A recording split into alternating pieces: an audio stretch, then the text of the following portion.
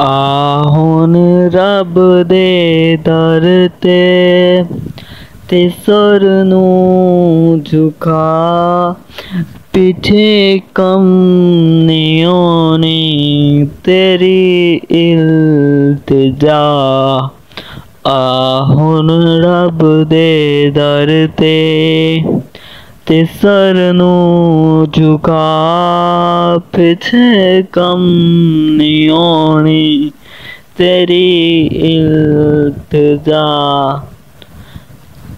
ਨਾ ਦੁਨੀਆ ਨੂੰ ਸਮਝੀ ਹਮੇਸ਼ਾ ਦਾ ਮੇਲਾ, ਨਾ ਦੁਨੀਆ ਨੂੰ ਸਮਝੀ ਹਮੇਸ਼ਾ ਦਾ ਮੇਲਾ।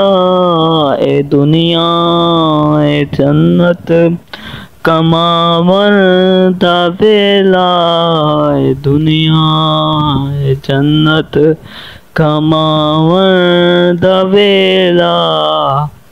ਆ ਹੁਣ ਰੱਬ ਦੇ ਦਰ ਤੇ ਸਰ ਨੂੰ ਝੁਕਾ, ਪਿੱਛੇ ਕਮ ਨਹੀਂ ਆਉਣੀ ਤੇਰੀ ਇਲਤਜਾ। ਆ ਹੁਣ ਰੱਬ ਦੇ ਦਰ